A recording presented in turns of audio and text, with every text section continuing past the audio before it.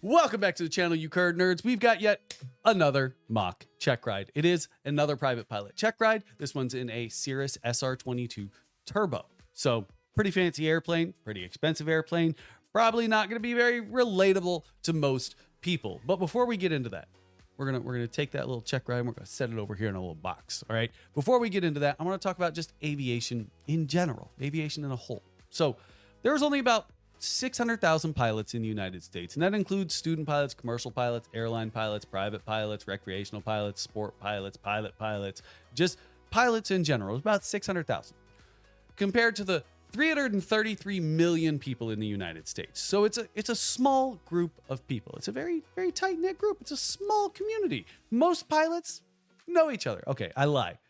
Most pilots don't know each other, but a lot of pilots get to know each other. And through these mock check rides, and as being an instructor, I have met a wide range of people. I have met doctors, lawyers, truck drivers, fast food workers, student pilots that are just there just to be students, to become pilots. And this person, for this mock check ride, actually helped develop Streamlabs, believe it or not. He was one of the people that helped develop the app that many of us content creators use to stream to Twitch, Kick, Facebook, etc. And normally, me and this person would probably never engage with each other. But because of aviation, we now have the opportunity to learn from one another. We now have the opportunity to talk to one another. I'm evaluating him, whether or not he's ready for a check ride. And you know, I get the opportunity to talk to somebody that, if we're just going to be honest, really helped springboard a lot of my content and career because I started on using Streamlabs. So let's get into the mock check ride. And by the way, merch link in bio. I'll just ask, since we've hit that record button so I can get it recorded, are you okay with me recording this and using it on, you know, social media, YouTube, Instagram, etc.? Yeah. Awesome. Awesome. So I like to go through the script that every DPE is going to go through in the event that you're taking a check ride with them. They're going to ask for all your documents, you know, your logbook to make sure all your endorsements are correct. If you want to verify that your endorsements are correct, it's Advisory Circular 6165 Hotel, the appendix in the back. That's going to have all the endorsements broken down specifically by what rating that you're going for, whether it be private pilot, recreational, etc. Since you're in an SR22 Turbo, you're going to need a couple extra endorsements that aren't just required by private pilot. You know, you're going to need that complex and high performance, correct? Just the high performance. Just the high performance, because you don't have retractable gears, so it's not complex. It's just Cirruses are fun, aren't they? That's all I know. That's all I've trained in. So. Well, so before I get a little any farther into this, I've seen when it comes to Cirrus pilots, and you know, no offense to you, I don't know you from Adam or anything like that. I've seen a pretty hard reliance on the systems that are available in the aircraft, and maybe even a kind of a sense of invulnerability given the parachute. So I actually did one of these, and I asked somebody what their personal minimums were, and they responded with aircraft limitations. And I'm like, I think that sums up the problem very well. Yeah, and I'm like, what? Yeah. So, yeah. And I mean, the fatality rate in Cirruses is higher than the general aviation, even with the parachute, right? So people are crashing at a much higher rate. Now, they're not necessarily, well, they're also dying at a higher rate, but without the parachute, it would be much, much worse. Precisely because of that. I think people, you know, can afford a more expensive plane. They think they're smarter. They think the rules don't apply to them, whatever, and they do dumb shit. Yeah, and it's nuts how often it happens, and how many times you see somebody come in with their Cirrus and bounce it halfway down the runway, and they log every single one of them as landings. Touch and go. That counts, right? Touch and go. So just keep that in mind. You know, again, I don't know you. I just know based on my experience teaching people, talking to people. I hear you. There's definitely a demographic. So make sure all your endorsements are correct. Make sure your logbook's in order. Make sure it's totaled. Don't total it in pen. I don't know if you're using a digital logbook. I very rarely recommend a paper logbook. Digital logbooks are awesome. I use my flight book. Use ForeFlight. Yeah, ForeFlight's great as well. I used ForeFlight for the longest time until I became an airline pilot, and then I realized I was paying $200 a year for a logbook. Yep. So then we go into the 3 different outcomes of a check ride, right? We got satisfactory, unsatisfactory, and incomplete. Satisfactory means that you're consistently within the standards. Doesn't necessarily mean you don't momentarily drop out of the standards. I use steep turns as an example. If you drop 5 knots too slow on your steep turns, right? It's not the end of the check ride, right? Just apply the prompt and appropriate correction to get back up to your altitude, back up to your airspeed, and continue on with the check ride. Same thing when it comes to the oral portion. There's not the expectation that you're going to know the answer to every single question. Okay. If you need to look something up, it's not the end of the world. If you need to look up everything, maybe there's some more knowledge that you might need to go gain. Then we've got unsatisfactory, something nobody ever wants to hear on a check ride, but it happens. Don't let it get you down. But this is things like consistently outside of the standards, having to look up every answer. You don't have the knowledge of like safety critical items, things like, what's the response? How do you recover from a spin in a Cirrus? Caps.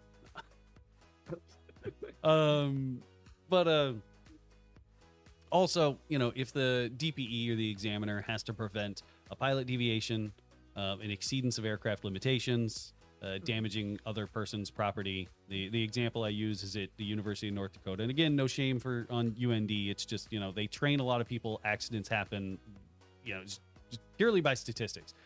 Accidents are going to happen. They had an airplane that taxied into another one and sliced it all to bits with the propeller because they had a student that was going for their solo. They set their parking brake during the pre-flight. Then when they went to go do their after start checklist, they had released their feet off the brakes, but the parking brake wasn't set very well, and it rolled in while they were reading a checklist. Right. So if the DPE's got to slam on the brakes to prevent something like that, obviously not gonna pass that check ride. Then we've got incomplete. If you want to look up the reasons that are appropriate for an incomplete, it's regulation 6143 Bravo. And that's going to cover all the reasons. It's things like illness, aircraft airworthiness, weather, anything that's going to impact the safety of flight, right? And then the last question that they're going to ask is, do you understand the standards that have been presented to you in the Airman Certification Standards? Yep. Awesome. I've read it multiple times. Awesome. Last thing, during a check ride, if you got to go use the restroom, you need to go get a drink of water, you need to take a break, say something. Okay. You hear the horror stories of students saying like, oh, I failed my check ride because, I was, an hour and a half into it and then I had to pee and then I couldn't think straight. So I like to get into systems right off the bat, just because, if you don't know your airplane, the rest of the check ride's probably not going to go too well. So I'm going to jump into your aircraft's systems in your POH, and let's start talking about it. What can you tell me about this aircraft engine? It's an IO Continental 550. 550. I mean, I can go into those details if you want, but that's the engine. So how much horsepower does it generate? 310. Awesome. Now, you said it's an IO 550. What does that I mean as part of that IO 550? Fuel injection. All right, it's fuel injected. What are some of the benefits of having a fuel injected airplane versus like a carbureted airplane? So carburetors are more susceptible to icing. Okay. Fuel injection, you get better performance, you get better fuel efficiency. You can have some issues with fuel injected as well, but generally they're better than carburetors. All right. So what are some of those issues you might have with fuel injection? So I think in the Cirrus that I fly, the turbo specifically, the most common issue is fuel vaporization in the tubes. Yeah. At low pressure, so if you're flying high enough, the ambient air pressure is low enough, or if it's a really hot day, or both. So that's the number one issue that runs into that engine. vapor lock, right? I've had it on the ground, never flying. It's really hard to get the dang thing started after that. Awesome. So this thing, is it turbocharged or turbo normalized? Turbocharged. All right, let me jump down to your section 7. So this thing's got a pretty complex electrical system, right? So what can you tell me about this aircraft's electrical system? You mean just in terms of the batteries and alternators? Yeah, batteries, alternators. What switches do? If you start to see, any kind of enunciations that you don't agree with, what might you do? What might you do with those enunciations? Just kind of a general description of the electrical system. Yeah. So you've got 2 batteries, Bat 1 and Bat 2. They're 24-volt batteries. And then you've got 2 alternators, alt 1, alt 2. That the voltages on that are slightly higher than the batteries. I believe it's like 26 or something on one and 25 on the other. So slightly higher than the batteries. I forget what the amperages on there are, but I can look it up. I think it was 40. Can't remember. And then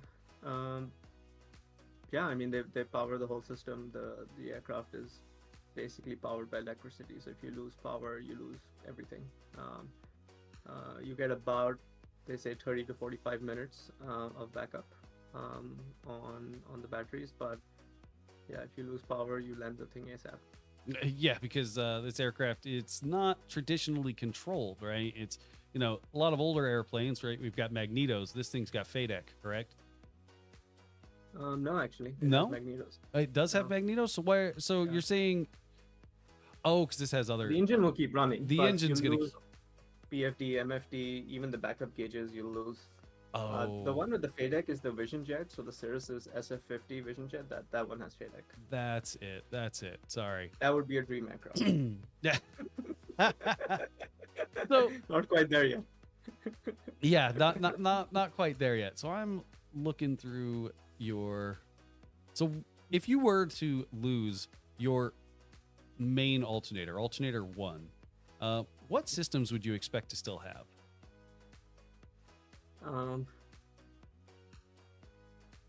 Yeah, I need to go learn these in terms of what systems are tied to which alts and batteries. I've seen it lots of times in the videos. I just haven't memorized it. Okay. But there's a checklist, so I can run through the checklist. There is a checklist. It looks like, from what I'm seeing, just based on your... Here, I'll show you what I'm looking at, just so that we can kind of be on the same page. Because again, I have a couple hours in a Cirrus, not a whole lot when it comes to like ground instruction in them. I'm looking at your electrical diagram, and I'm seeing essential bus 1 and 2 off of that 1 and 2. And if I'm looking through, it looks like just on your essential bus, if you still have your alternator 2, you've got a main distribution bus, which should power, looked like it went to, oh God, I wish these were color coded. So 60 amps, main distribution bus, your essential bus. Looks like you will keep your non-essential bus when it comes, if you still have alternator 2. Oh, this is different from the SR20. That's what I was looking at, because the SR20, you drop down to just your essential bus.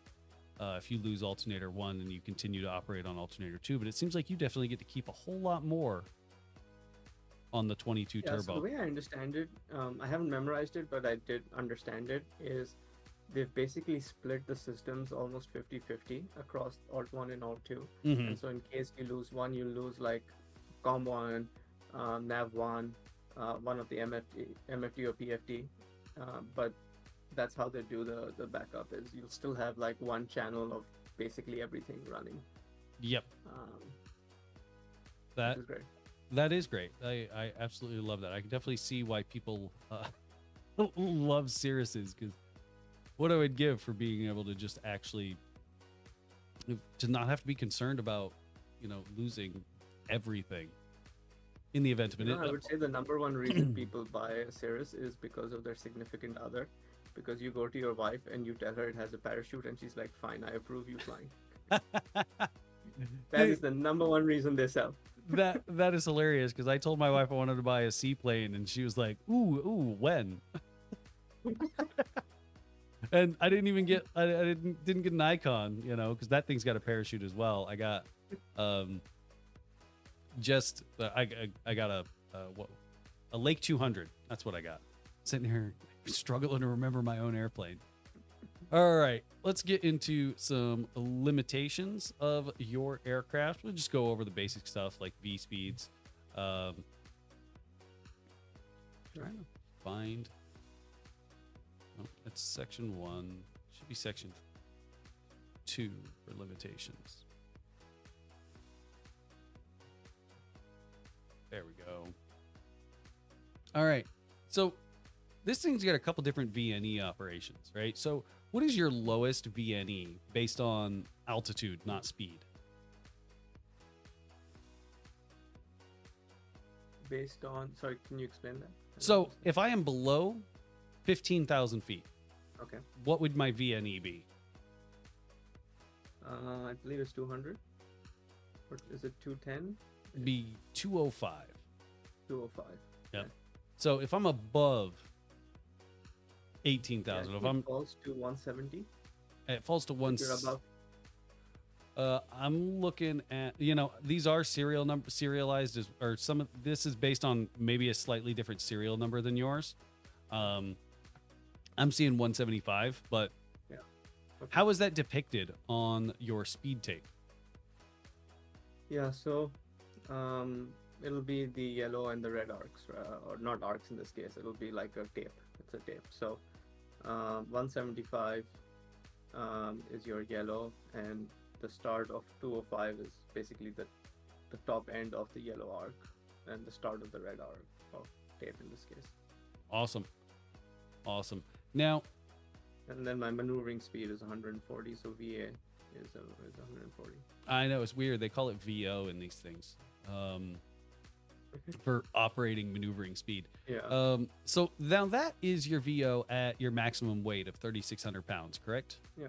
Now, correct. And then if I'm lighter, it goes down. Now, can you explain to me why? Because there's less weight. Okay. So why does weight have anything to do with my maneuvering speed? Like, what is my maneuvering speed allowing me to do if I am below it? If I'm, you know, at my max weight of 3,600 pounds and I'm cruising around at 120 knots, what can I do with my controls? You can do one full deflection of the flight controls. All right. Without stalling without breaking the plane before stalling it. So, you know, I can pull back full, and it's not going to break the plane. Awesome. Now, if I'm down at 2,400 pounds, right, 1,200 pounds less than my max gross weight, obviously my VO or my VA is going to be less. Mm-hmm. Why is there that shift? Now, you said it's just because it's a lighter airplane. Mm-hmm. All right, but it's because of forces, right? So there's increased force on the flight control surfaces of the plane. The lighter you are, because the deflection is just going to have increased G, as a percentage increased G forces for the same movement. Yeah, I mean, it's really about available lift, right? If I'm at my max gross weight, the wing, I'm already asking a lot from the wing. Right? I'm already asking a lot from the control surfaces. They're closer to their limit. They're closer so they can't provide as much acceleration, right? Now, when I reduce my weight, I'm not as close to that limit. The aircraft those control surfaces can apply a whole lot more acceleration to the aircraft, which can eventually get to damaging it. Now, you have a composite aircraft. Me and my, dumpy old aluminum airplane from the 1980s, if it gets damaged, it's pretty obvious. The thing starts to wrinkle. Is that the same thing with your composite airplane? No, so that's a good point. It's not going to wrinkle. It's not, but it can develop like stress fractures that are hard to see. And so any kind of, it can take a much higher impact force, but the moment it crumbles or cracks or chips or whatever, you're kind of screwed because it's got to go get redone because then it can just crumple. Yeah, especially if moisture gets in there, especially if you live up somewhere north, moisture gets in between the lamination layers, and then the airplane freezes. Oh God, I could only, I could only imagine how much it would cost for a relamination on a wing on a Cirrus. Your salary. Yeah, I mean, it's crazy. Yeah. Yeah. I hopefully you got good insurance. That covers like Not wrenches. as a student pilot, they screw you over so hard. It's amazing. Oh, I'm sure you've been through it before, but well, how much? I mean, if you don't mind me asking, how much is like hull coverage? Full hull coverage on a Cirrus. yeah. So for really entry-level pilots like me, they'll start off at 3% of hull value. So just for number's sake, on $1 million airplane, that'll be $30,000 a year. And then I think once you get your instrument rating and 100-200 hours of flight time, falls down to 2%, and then I think above 500 hours or something falls to 1.5%, and it kind of evens out there. That's not bad. I mean, I'm paying on my seaplane. I'm paying about 4% of hull value, and it has no intention of ever going down every year. But again, my airplane's $100,000. Yours is. Yeah, because the liability part is probably flat, right? And so I think once you account for the liability, then maybe that's why. Because not for the plane liability, but for the passengers liability. Well, with a seaplane, it's not even passenger liability. It's the fact that they have to go get the damn thing out of the water if I crash it. That's true. Like Can't call it towing truck. They can't just leave it down there. They have to go get it. And that's why I'm not really that upset. $4,000 a year. And I am, and they're going to go down there with scuba divers and bags and whatnot to go recover the airplane, and I don't have to pay for it. Yeah, no, I'm good. Yeah, $4,000 a year. That sounds reasonable. All right. So what is the white arc on your aircraft, or the white part of your speed tape? What is it depicting? Sorry, could you repeat that? My dog was barking. No, you're fine. What is the white arc or the white range on your speed tape depicting in your aircraft? The stall speed. Okay, so bottom of the white arc. Sure, I'd agree with that. What about the top of the white arc? It's your flap extension speed. Now, is there any time that I can extend the flaps above that speed? No, not unless you want to break them. So the speeds are for the turbo 150 and 110. So at 50% it's 150 and 100% it's 110. Oh, do you have a growing speed tape, or do you have a speed tape that adjusts based on your configuration?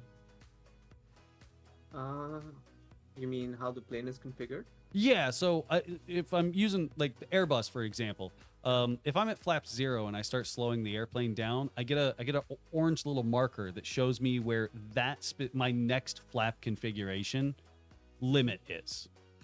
Got it. Does your white tape grow based like if you were at 160 knots, would your white tape be at 150? Yeah, it'll be at 150. Okay. I don't think it is. Okay. Although I will look next time I fly. I haven't noticed it that clearly. Get, I'll check. The only reason I ask is because when we look at like a Cessna 172, you can technically give 10 degrees of flaps on a Cessna 172 at 110, but the white arc on the speed tape doesn't start till 85. Got it. All right, and that's why I'm asking is that your VFE for 50% flaps is 150, right? Mm-hmm. But your white arc, according to the POH, goes from 64 to 110. Mm-hmm. All right. So that's what I'm saying. If you're above 110, can you introduce flaps? Not at 100%. Yeah. So it has two notches of flaps, right? So the first notch is at 150 or less, and then second one is 110 or less. All right. Now, what's the maximum demonstrated parachute deployment speed? 140. 140, right? Awesome. I don't really need Although they do tell you to change it quite a bit based on the situation, right? So if you go through the checklist, if there's a fire, for example, they actually want you to descend as quickly as possible to 2,000 feet AGL and then pull. And so there's situations in which you also speed, but also height. You may want to do it differently. Yeah, because isn't like the lowest demonstrated deployment on those like 1500 AGL? It's 600. 600 AGL. Oh wow, that's damn. I be a little close to the ground. I'm like,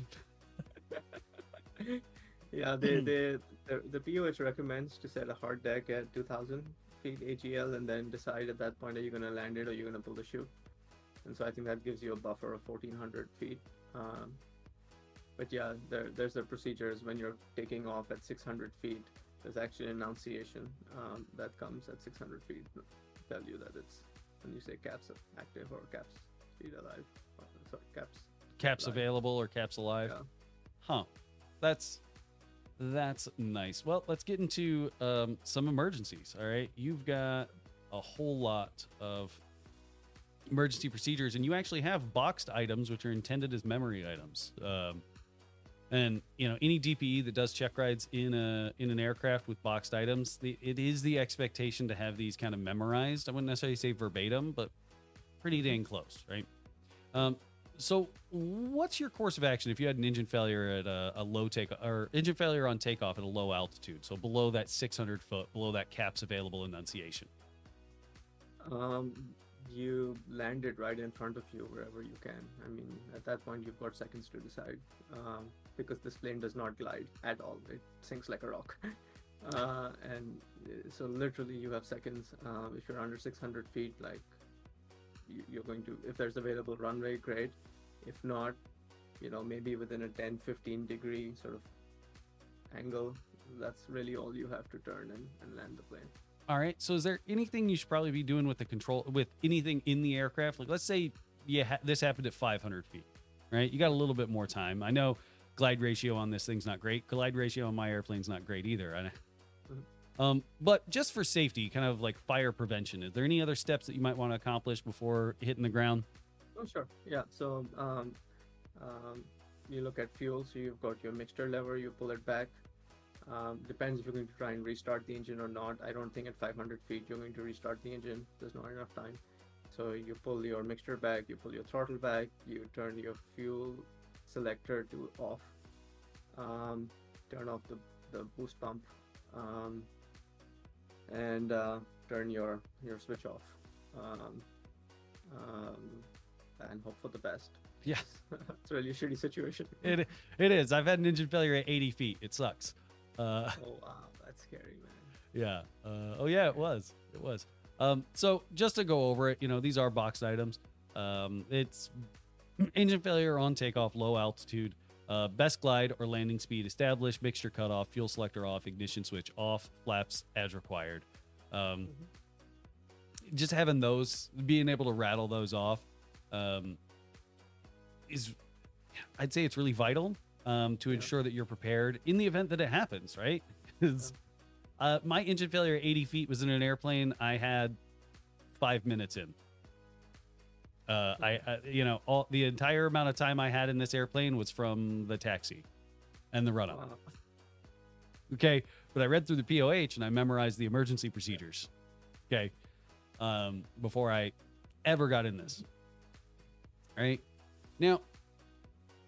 What are you? Well, you have anti-ice and de-ice and all kinds of other fancy stuff. This thing is certified for flight in a known icing, correct?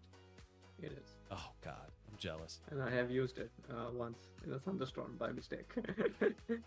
But I was with a CFI, and yeah, that was a fun learning experience. Oh, you've got all that equipment, and you still ended up in a thunderstorm. You mind going over like how that happened?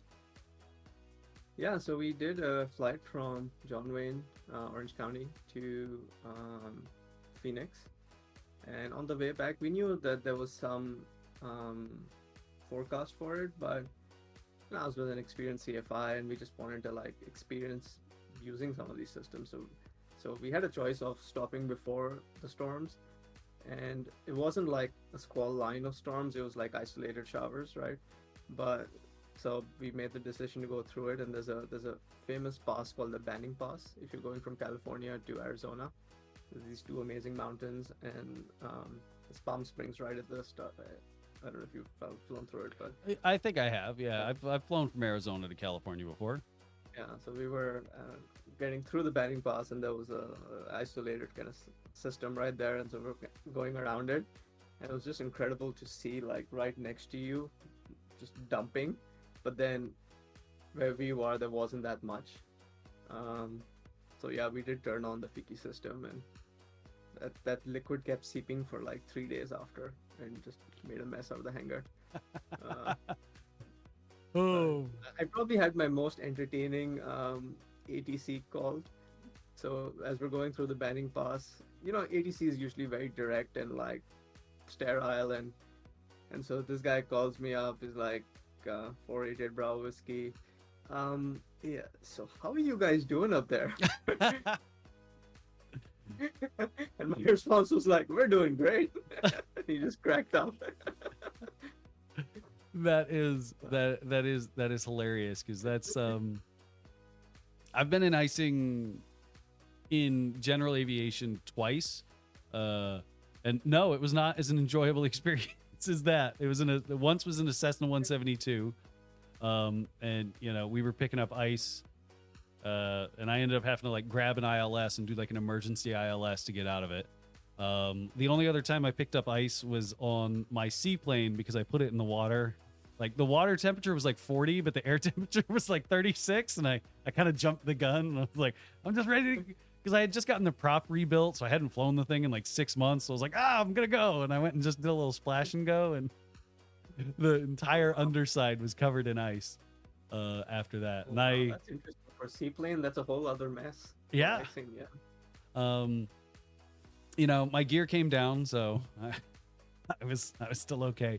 And now just because the water is thawed does not mean that you won't pick up icing. Yeah, no, icing is serious stuff. As I've gotten into aviation, I've really like, there are these YouTube channels that break down accidents, right? And so I've watched hours and hours of case studies, and because, you know, like initially I was like, I'm just gonna be a pilot, and I very much had that Cirrus mentality of, I'll get a plane, I'll learn how to fly, and I'll be fine. And the more I learn about accidents, and it's a very humbling experience, and like it really teaches you quite a bit. Yeah, I mean, I've had 3 engine failures, and only one ended up in the dirt, and it took that one where I ended up in the dirt for me to realize I need to stop flying other people's dumpy airplanes. Yeah. After the, you know, that's the thing. I went through 2, and I'm like, that's a fluke. Yeah. I still made it to pavement. You know, the stats on the engine failures for piston engines is 1 out of every 3,000 hours is a engine failure on a piston. And on turbine, it's about 100x lower, right? So it's about 1 every 300,000. Yep. And like right there is like, oh my God, like think about a 1 in 3,000 chance we're taking every time we fly. Yep. And it is. Well, that means I'm good. I've had 3, like the just purely statistically speaking, like I can't have another. I hope not. Yeah, no, it's not good. But speaking about engine failures, how are you going to try and relight your engine if you do happen to lose it in flight? Yeah, so let's say I'm above, 2,000 feet and I have an engine failure. So the first thing is you establish your glide speed. So dogs, I don't know if you can hear the barking. Yeah, a little bit, but again, I've got. All right. When I go to, go ahead. Yeah, so the first thing you do is you establish glide speed, which in my plane is 91, 92. And then you turn everything off, and you try and restart it. So, sorry. Actually, let's check the fuel. So it's fuel, air, and spark. So let's check the fuel. I would be going through the checklist here, but I have memorized, so I'll just go through it, which is you check your mixture. Sometimes the mixture is too lean, and that's what caused the roughness and failure. So just adjust the mixture. Throttle, just go back and forth a little, a few times, and see if that fixes it. Turn the boost pump on.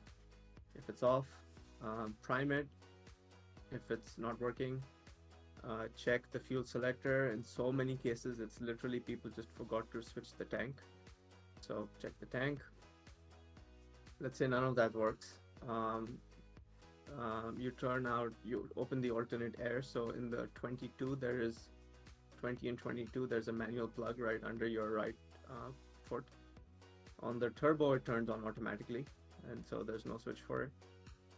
And then you cycle your sparks, so your magneto. So you just try and restart the engine. And if none of that works, you just switch everything off, and then your decision is either I'm going to land this or I'm going to pull caps. All right. So the only thing I would say is, again, I'm reading through this POH specifically. Airspeed, best glide, awesome. What I teach is like the ABCs of engine failures: airspeed, best place to land checklist. So airspeed, best glide, great. Next step, fuel selector. As you said, it's most commonly fuel selector. So start with the most common problem, right? Ignition, check and make sure it's on both. Fuel pump on, power level. We're not going to wiggle it. If I'm wiggling it, that means something probably broke, and wiggling it isn't really going to help me. Plus, I don't want this thing to start back up at, wide open throttle. Then I'm risking overheating turbos. I'm risking not inefficient, but uneven heating of the engine.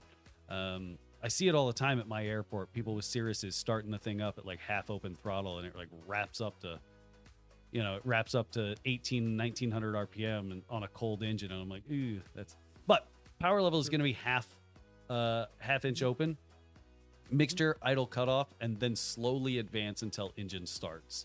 Then if we don't have an engine start, again, we're going bat and master switches on. This is the engine air start, right?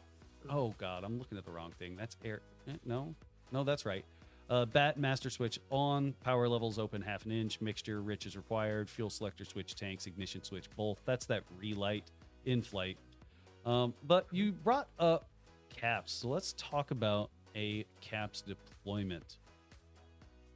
Once I find the caps deployment section.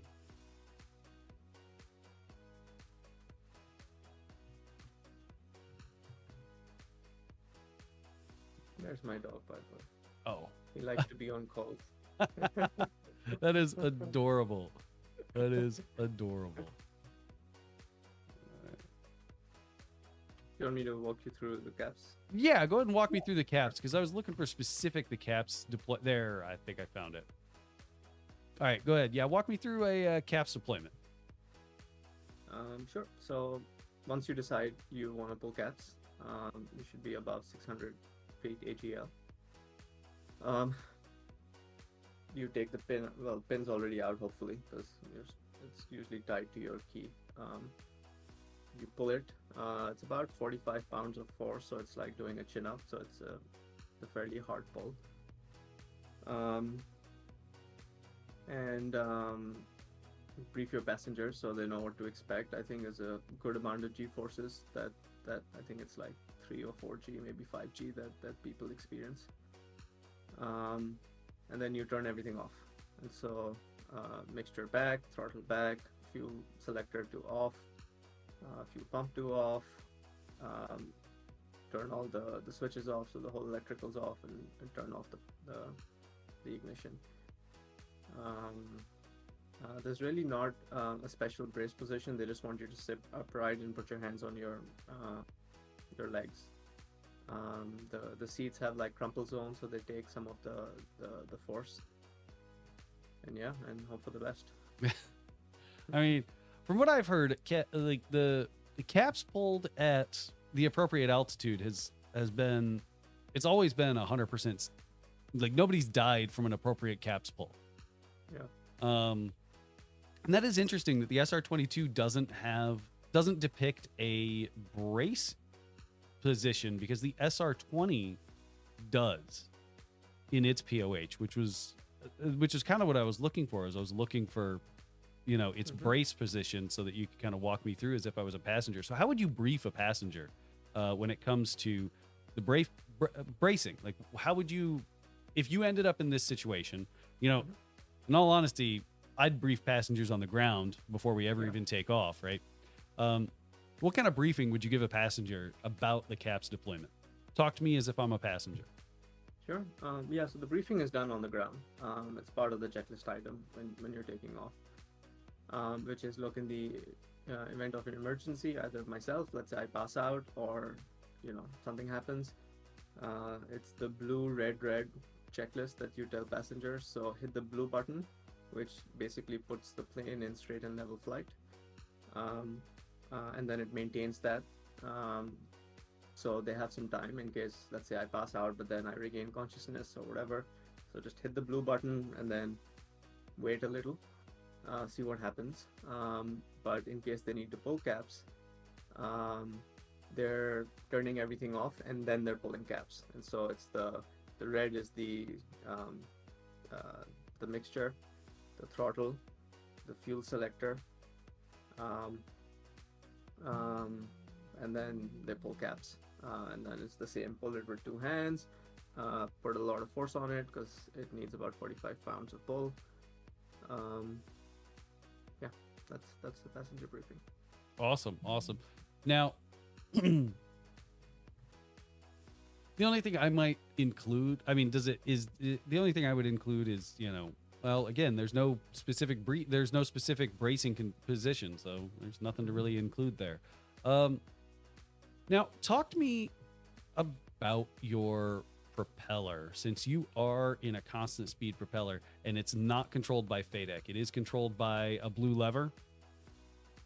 No, there's no lever. So okay, the lever is tied to the throttle, and so it's a neat trick where there is no prop lever. You just it controls it automatically. Well, actually, let me explain in more detail. So in the SR20 and the 22, it is just controlled by a hydraulic system tied to the throttle, and so on the turbo there's a separate, they have it tied to the throttle as well, but then there's a separate governor as well.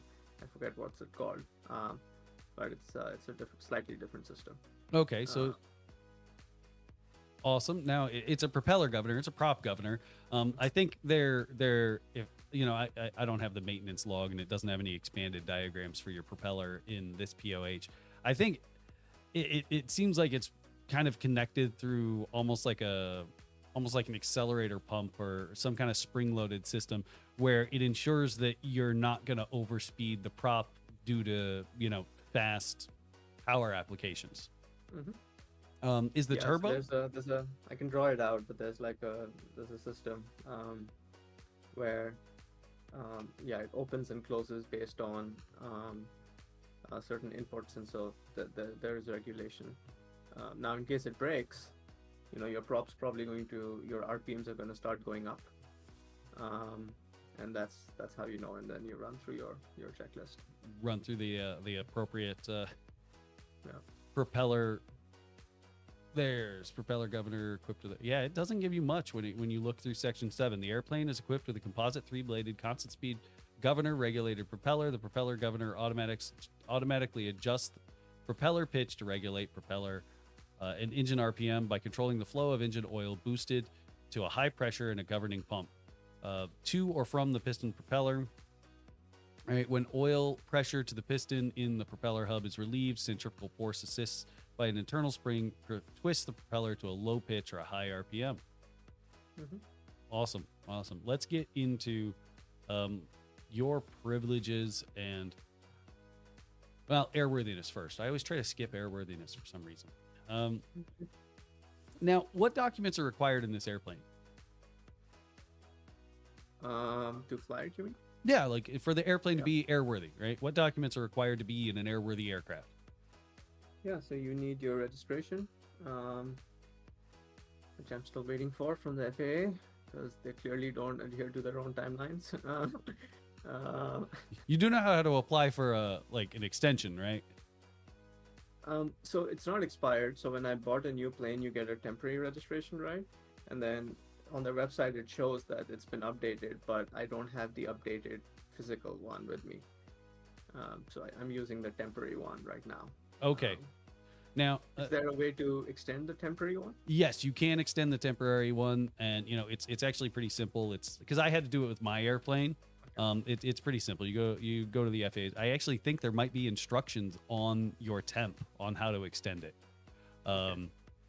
So just make sure you do have a valid temp in the event that it does expire.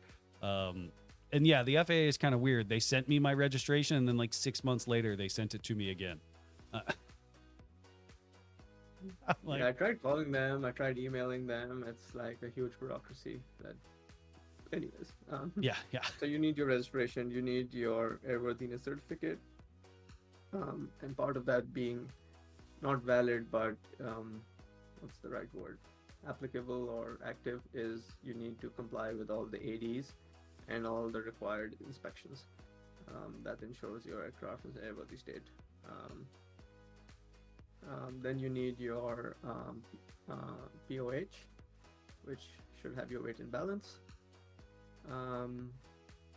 And that's about it. Yeah. Missing something? No, I mean in a Cirrus, you're not really missing anything because the avionics and equipment that's installed in a Cirrus from the factory is usually pretty good. You don't need to install anything else. But my airplane, for example, it didn't come with a GPS. It didn't come with fancy radios or anything. So, if I ever get enough money to install them, I'll need the supplements as well associated with that, right? So looking through the logbook of your airplane, you already brought it up. You brought up some kind of maintenance items, right? But if you were to look through your logbook, what are you looking for to make sure that this aircraft has complied with all of its inspections and required maintenance? Yeah, so you look at your ADs and see if all the ADs are complied to. So I made a printout of all the ADs for the SR22s. Then you're looking for your annual inspection, and if you're renting the plane, for your 100-hour inspection. In my case, they also do a 50-hour inspection for the warranty. So it's like 50, 100 annual. And then you've got some more inspections for the ELT battery, and then for VOR if you're instrument, and for some of the other stuff. There's one more, what's it called? I forget now. But yeah. How does ATC see you? Transponder. Transponder. Every 2 years. Awesome. Now, your ELT, you brought that up in the battery. How often does that battery need to be replaced or recharged if you have a rechargeable one? Yeah, so I don't. I know. So technically, it's at 50% of the battery life, stated battery life. Or is it every 2 years? Actually, no, it's 50% of the battery life. Or if it's actually been used, then 50% remaining, I believe, if it's been used. Yeah. So it's 1 hour of cumulative use, unknown usage. Or unknown usage is another good one, because right, if you come out to the airplane, the ELT's on. Was it on for 10 minutes? Was it on for 10 hours? Right. Yeah. When it comes to 50% of its useful life, it's not like my phone is at 50%. It's like this D-cell battery that I've got expires in 2034, so I need to replace it in 2029. Got it. That's that 50% of useful life, not like phone 50% charge, right? Now, your airplane, let's say the anti-ice system is inoperative for some reason. Like you ran out of fluid, and the airport you're at doesn't have enough fluid to refill your anti-ice system. Is this airplane still airworthy? For like non-icing situations or icing situations? For non-ice, just a VFR day flight. Yes, it is. So where would you look to verify that, like, if something was inoperative or was broken or missing? Where would you look to verify that the aircraft was still okay to operate in that kinds of operation? Sure. So the POH, I don't have the POH with me right now. It's in the plane, but there's a whole list, and it breaks that list down into by day or by night, and it just goes item by item, and then what you're allowed to fly or not fly. There's also, of course, 91205 in which lists out. So in order of priority, I would look at the plane's POH first, and then if that's okay, then you look at 205. And then there's 213 as well, but 205 is the actual list of stuff. Okay, what else is checked in 213? You brought it up earlier. What else is checked? Sorry, could you? So 213, so 91205, that's your 8 tomato flames flaps. All right, your POH, that's that kinds of equipment or kinds of operation equipment list. Right, so that the anti-ice is what we brought up, and you brought up airworthiness directives as well. There's two other things that you would need to check just to verify that if there was some other item broken that wasn't in any of those. What's two other places you could check?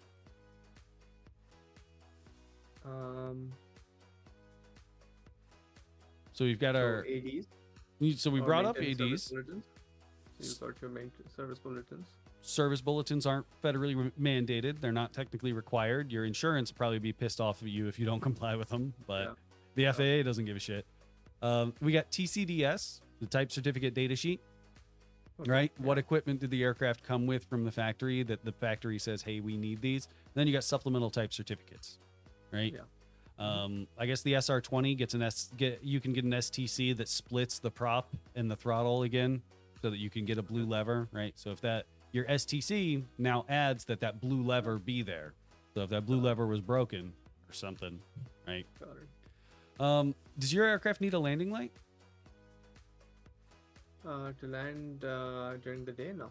Now, what about, your KOEL probably says that you need it at night.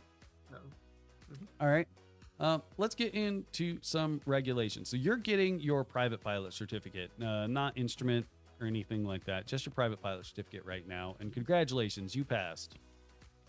Okay. What can you do now that you couldn't do before? I can carry passengers. I can carry my dogs. So actually, dogs are interesting. I could probably carry dogs before. That is a weird one because like when you're operating as a student pilot, it says solo, as in you are the sole occupant of the aircraft. Yeah. So I'm still going to go with no about dogs with student solo. Yeah. Because it says passengers, right? It's funny if dog is a passenger or not. Well, it says sole occupant. It doesn't say passengers. Sure. So I guess it depends. Like, I think my cat would definitely be an occupant, right? It's true. They take far more mental space than a human does. Oh, God. Yeah. All right. So I can fly with passengers. I can get reimbursed based on my pro rata share of the flight, as long as it's for a common purpose. I can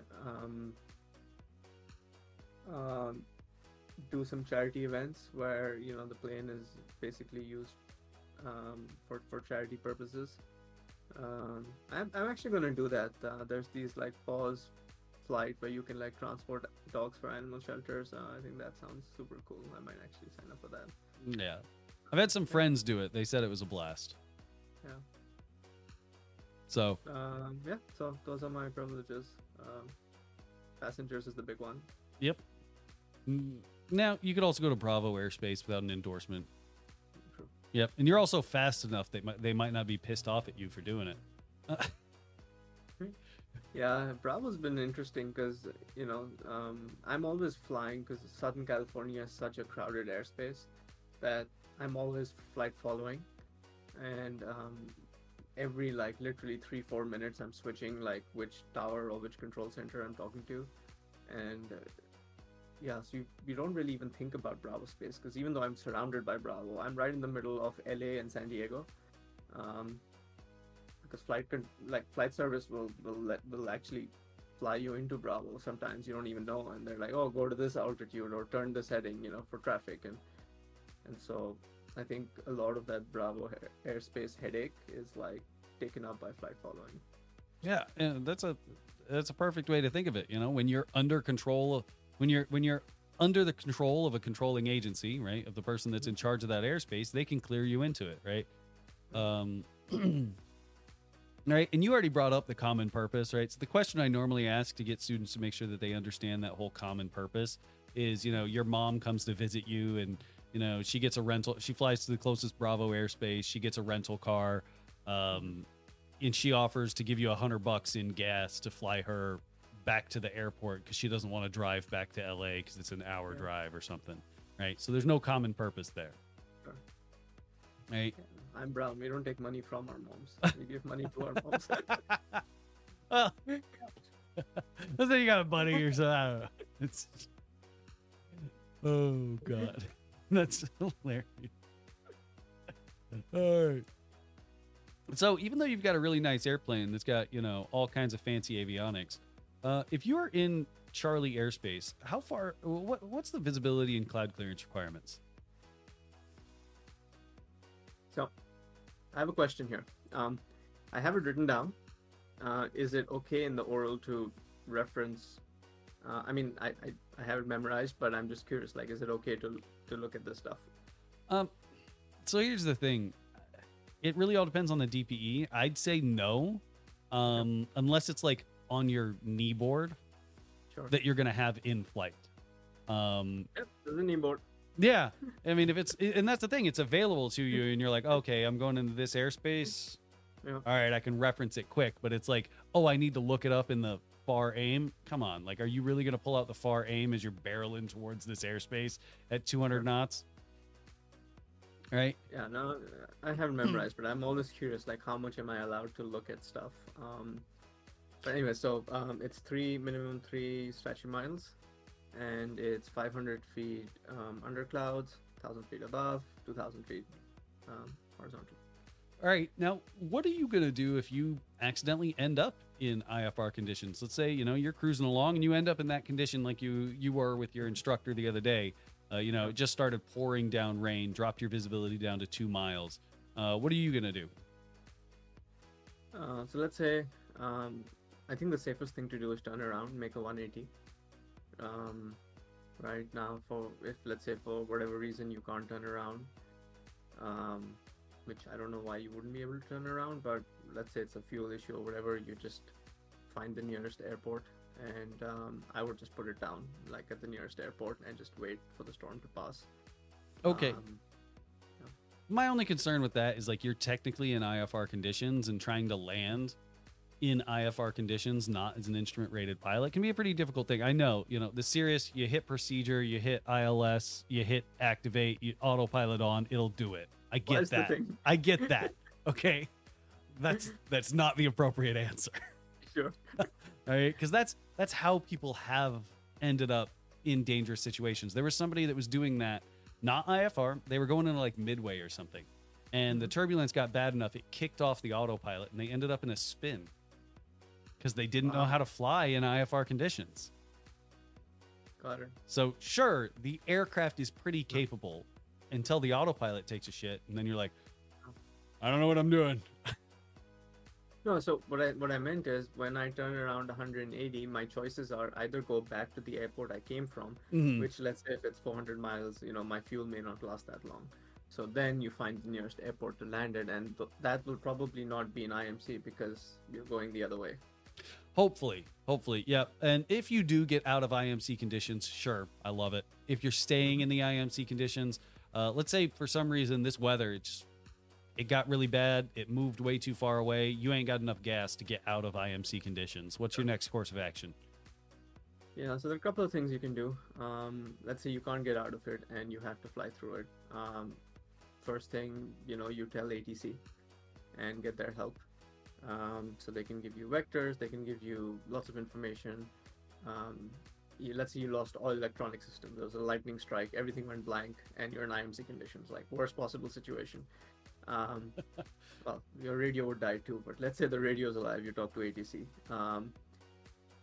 You can get a special like VFR clearance to land at an airport, but that's also an IMC condition. So, and then as a private pilot, you can only do that during day. I think if at night you need to be instrument rated for a special VFR clearance. Now, special VFR, the intention of special VFR is to get you out of IMC conditions. It's to get you, it's to let you take off from an IMC airport and go into VFR conditions. really, what I teach most students is you're going to talk to ATC and you're going to tell them I'm a VFR only pilot and I need vectors to a VFR airport. Hopefully there's one close by. Yeah. Right. And again, I know the Cirrus is a very capable aircraft. If it gets bad enough, caps. You know, I think the most, honestly, I think the most likely situation is, let's say you hit some IMC conditions, based on where or how high the tops are, you can just climb. And, you know, this thing goes to 25,000 feet with the stupid mask, but yeah, I think that with the cannulas, you can go up to like 18,000. And so there is significant room to, if it's like just a scattered like system, you can go around it, you can go above it. So now the only concern with going above it is VFR on top is still technically an IFR clearance, right? if it's like a overcast layer, you mean? If or it's does an it matter if it's an overcast layer, because remember VFR or VMC conditions is reference to the ground. Sure. Right? Because clouds aren't always level with the ground. They can be slanted up if there's some kind of frontal movement, right? And if you're a VFR pilot and you're looking at your instruments and they show level, but outside you're looking at the clouds, it's like, that's not level. And you end up flying around like this. Got it. And I do agree with a Cirrus, if you can punch out of the top of it, a VFR on top is a whole lot better than trying to punch through it under ATC control. Most general aviation airplanes don't have that capability. Yeah. You know, to be honest, that the Cirrus SR22 turbo is probably the only thing I would ever even attempt that in, you know, a general aviation airplane. Mhm. Yay, 3D print is done. All right. Let's get into a little bit of aerodynamics. This is just going to be generic aerodynamics, not necessarily specific to your aircraft. What are flaps good for? They change the shape of the wing and gives you more lift. All right.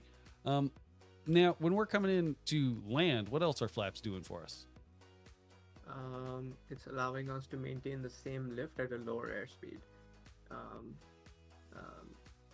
So in Cirrus, I think the first notch of flaps is mostly lift, and the second notch of flaps is mostly drag. And so it's also acting as an air brake.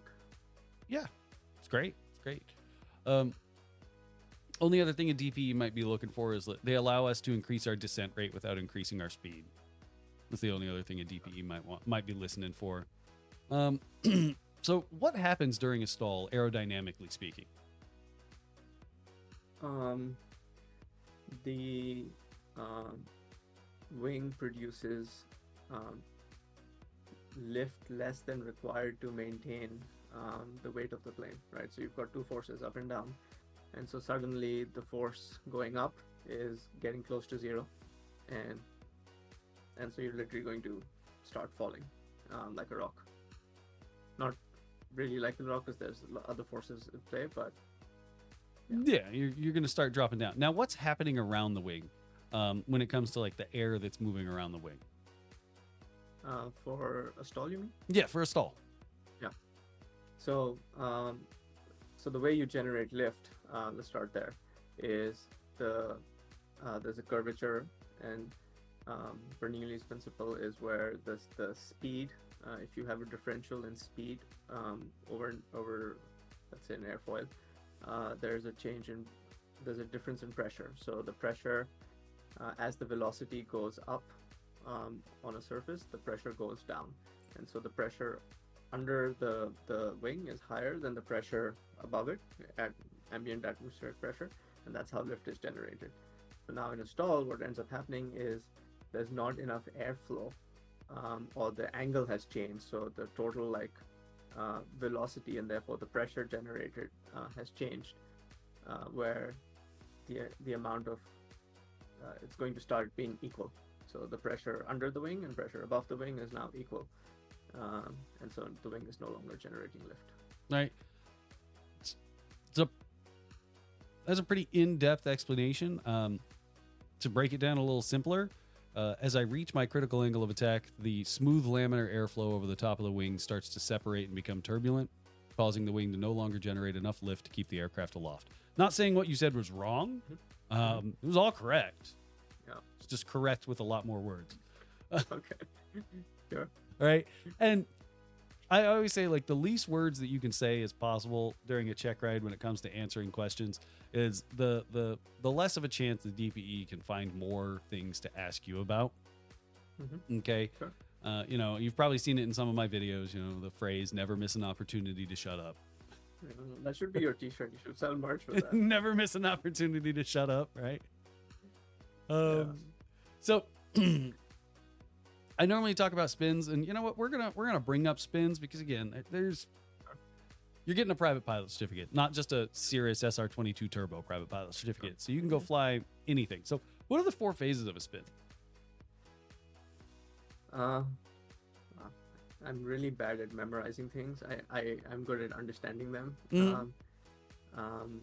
Well, talk me so through a spin then. Sure. So first thing that happens is you stall. So you can't spin without stalling. And so I think they call it the incipient or whatever that, I forget the term. Anyways, I'll just walk you through the actual mechanics of it. So you stall. Usually one wing stalls more or before the other, and so you're going to have a little dip in one wing. And unless you recover that stall quickly, that's going to then develop into a spin. And so your plane is falling like almost like a leaf would fall, and it's turning around the central axis. And then I can walk you through the recovery of a spin. So you want to pull your power back because you don't want left turning tendencies, or the moment your power is on, the nose is also going to lift, so you don't want the nose to lift and contribute to the stall. So power back, wings level, or not wings level, sorry, aileron level, so you're not like turning it left or right, so just neutral. And then you're pushing rudder in the opposite direction of the spin, and in case you can't see where you're spinning because you're in clouds or whatever, you're disoriented, it's the rudder that's going to give force, not the one that's going to give in easy. So you're the one that's resisting. That's the one you want to push and go all the way. And then once it stops spinning, you can level out, put in your power. But that's spin. Just make sure. Or in Cirrus, you pull caps. Yeah, right. Just remember, elevator briskly forward, break the stall. Yeah. All right. Just because you've stopped rotating, you've gone from an airplane that's like spinning to an airplane that's just falling. Your angle of attack is still, this. Okay. So make sure, get the nose down, get that smooth airflow back over the wing. We're not in a fighter jet. We can't power out of a stall. F-15s, they can power out of stalls. They generate. I've taught a couple people in the ATP CTP course that they were fighter pilots, and they say that the F-16 generates its own relative wind. I'm like, it's kind of funny. It's kind of funny. So your airplane, yeah, there the angle of attack doesn't even matter because you can go straight vertical. It's like a rocket. Exactly. It's nuts. The wings are optional. The wings are optional. Oh god. So your airplane, it's got fun little doodads at the wingtips. What are those things called? So are you talking about the different shape of the wing? So one part of it stalls first. No. So what I'm talking about is this part that sweeps up at the wingtip. Oh, at the end of the tip. Yeah. I don't know. They're called winglets. Okay. Technically on the Airbus, they're called sharklets for some reason. I don't know why. But they're called winglets. What are they doing for us? They're just changing the... So I don't know. I'm just speculating here just based on physics. But the plane...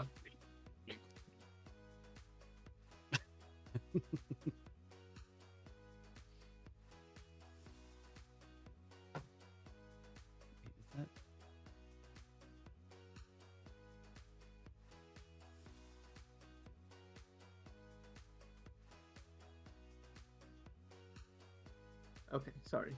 No, you're fine. Someone just came and the dogs were like, it is my solemn duty to bark as much as I can. I must protect the house. Yeah. I'm guessing they're changing the shape of the wing to generate less like turbulence because of like the vortices at the tip of the wing. Yes. It's a speculation. No, that's exactly what it's doing, right? Because we know we've got the way we generate lift, as we talked about already. We've got the high pressure under the wing, low pressure on top of the wing, relatively. For all you people that want to say say stuff in the comments.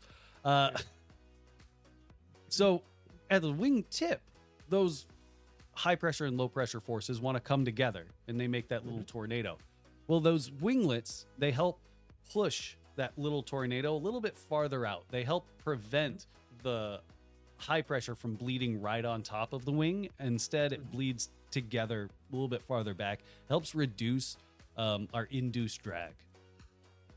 Okay, so that's where that's one of the things in a Cirrus that helps you get that 170 knot cruise speed. Yeah.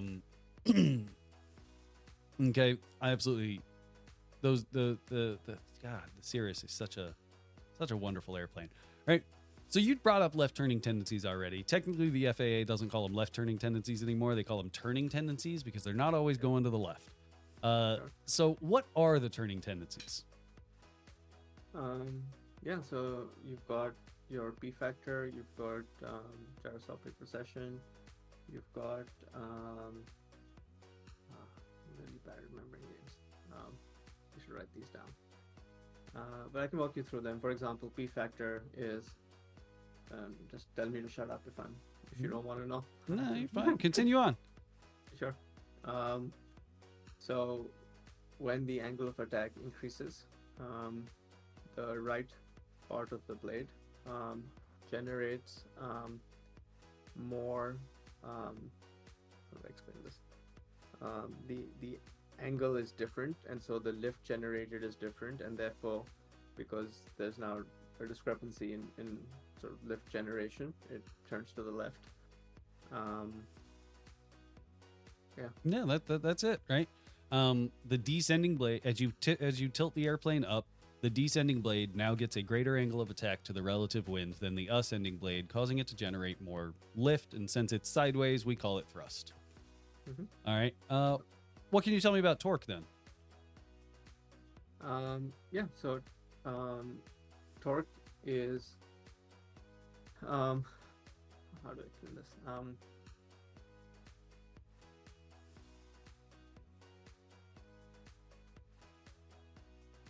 Actually, no. Like I understand torque, but it's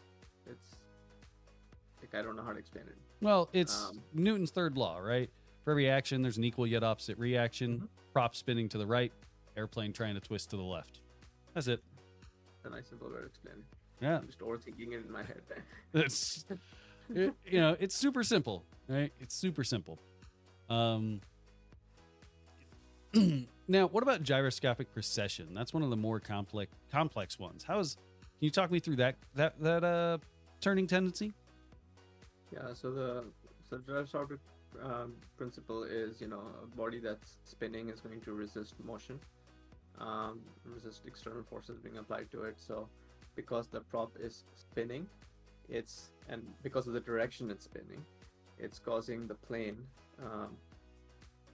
it wants to stay steady, and that causes a left turning tendency. So what you're thinking of is rigidity in space. That's that gyroscopic principle that you're thinking of, rigidity in space. That's how old school attitude and heading indicators work. Okay. Gyroscopic precession, it's like a bicycle tire. Right. I see you got a motorcycle helmet back there, so you kind of understand like your tires eventually become gyros, right? They're a spinning object with mass. So when you apply a torque to it, what gyroscopic precession states, in completely out of the context of anything that we're actually talking about, gyroscopic precession just states that when you have a spinning object with mass that you apply a torque to, the resultant force is felt 90 degrees in the direction of rotation. Okay? So let's think back to the motorcycle. When we turn a motorcycle, we don't turn with the handlebars, we lean, right? When we lean over, that's applying a torque to the axle that effectively applies a torque to the spinning object with mass, the tire. And that's felt 90 degrees in the direction of rotation, which is rotating forward. So it's pushing on the nose of the motorcycle, allowing us to turn. Yeah, I know motorcycles can be a little bit more complex. We got counter steer and all that other jazz. But basic principle. We tilt a bicycle it's felt 90 degrees in the direction of rotation. It lets us turn. Now, when we put that in the context of a propeller blade, right, that thing's up there spinning to the right. It's a spinning object with mass. When we pitch up, we are applying a torque to the hub, which applies that force to the propeller blade. It's like I'm grabbing the top of the propeller. Now, since it's a spinning object with mass, precession states that resultant force is going to be 90 degrees in the direction of rotation. It actually pulls on the right side or pushes on the left side. It's a right turning tendency when you pitch up. Okay, I didn't know that. Oh. That's why we don't call them that's why we don't call them left turning tendencies anymore, because like, I mean, to be honest, it's not accurate. Yeah. So gyroscopic precession, spinning object with mass, apply a torque to it, felt 90 degrees in the direction of rotation. All right, let's talk about some aeromedical factors for a second. What kind of checklist would you run through to make sure that you are safe to go fly? This is the I'm safe checklist. All right, and what are the items on it? So, illness, if I'm sick or whatever, medication, so NyQuil, Sudafed, don't fly with all of those, anything that makes you sleepy, anything that's not approved, which surprisingly is a lot of medications aren't approved. I was so surprised to see, and rightly so. Sleep, haven't had enough sleep.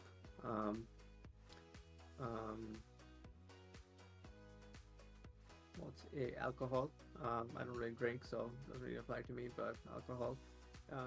F is for fatigue, and how tired I am, how much exhaustion, and then last is emotion. So did I just have a really bad day and I want to go kill myself? Which I bet has happened. I'm sure there's like one case of someone just got divorced or something and just flew and crashed. I don't know. Actually, it happens a whole lot more likely than you'd think. It's kind of sad. So the only thing was the S is stress, not sleep. Sleep and fatigue, kind of the same thing. Stress, not just emotional stress, but physical stress, right? If you just got done working out, your brain and your body use the same thing for fuel, protein. Now, dumb brain that's evolved over thousands of years, it's going to focus more on repairing your muscles than feeding your brain. So if you just, went and blasted your biceps and did, 400-pound squat for an hour or something, I don't know. Your body's going to be sending all of its resources to repairing the muscle damage, not to your brain. Right. Alcohol, as you said, right? Don't really drink, but what's the limits? Like, just what's the legal limits?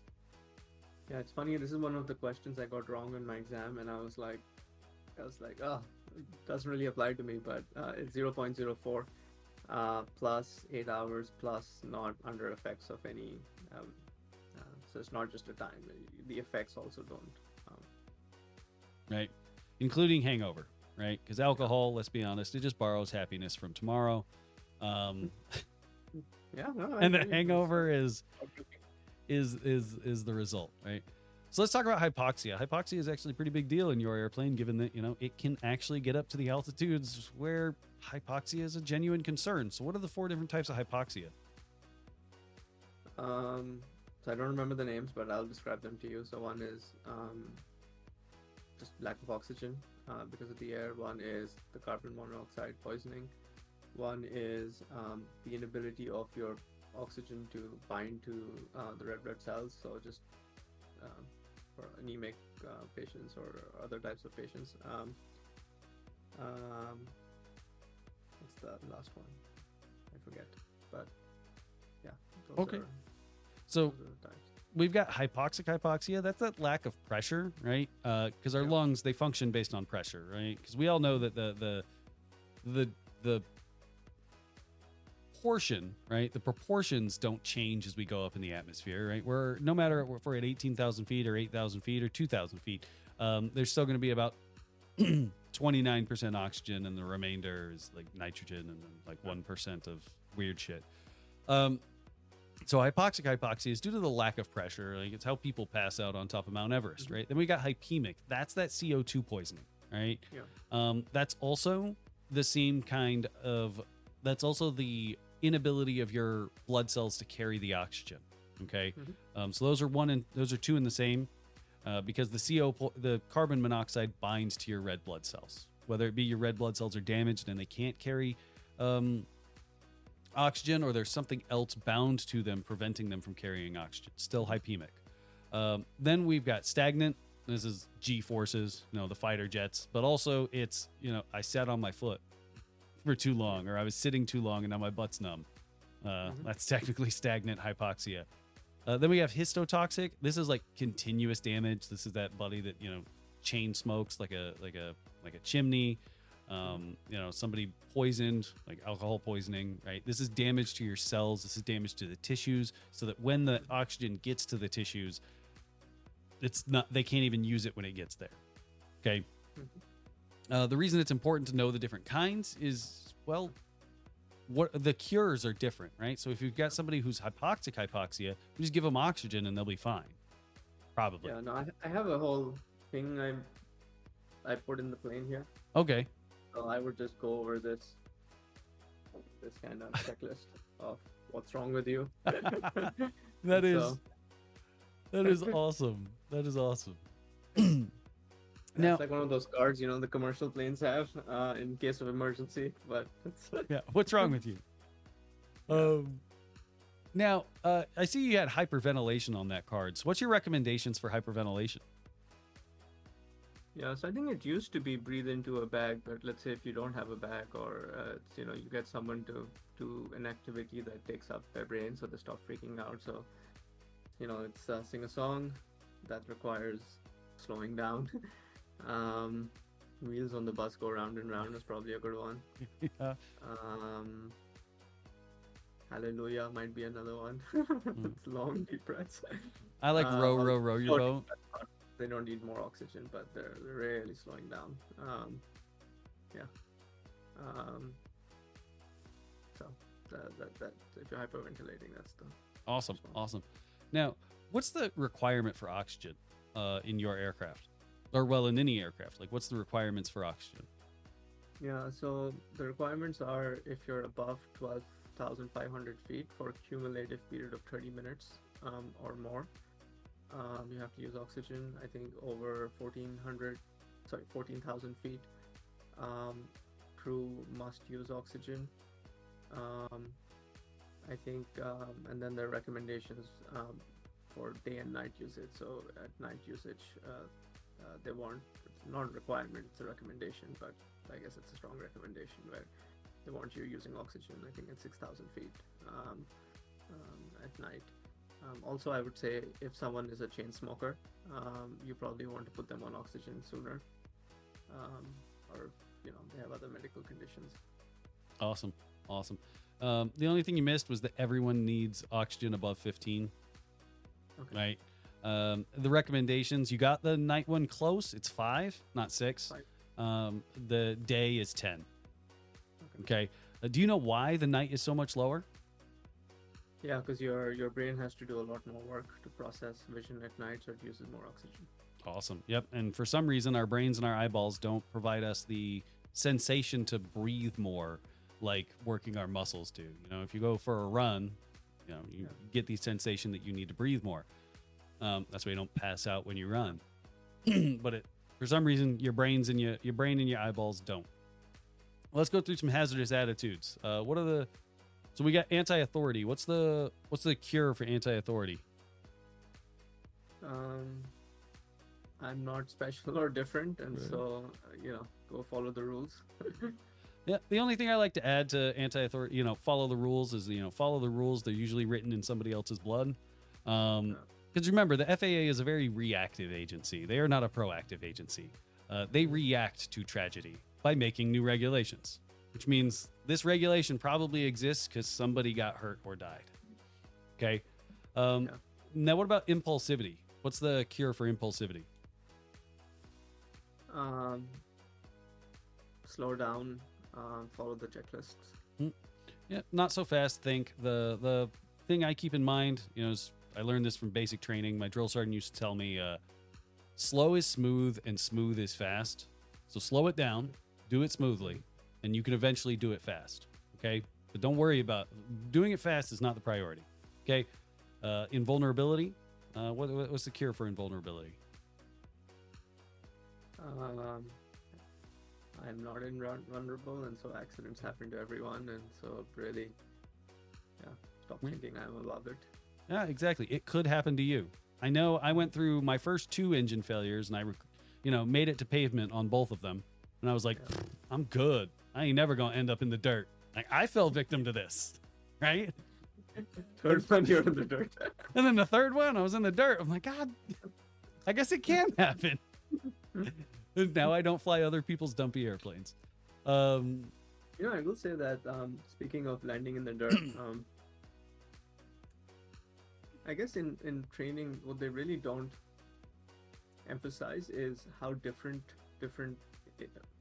flying environments are. Like, for example, where I fly in Southern California, it is so densely populated that if I lost an engine and my plane didn't have a parachute, I would be in serious trouble, because all the highways are packed with traffic. So good luck trying to, put it down on a highway.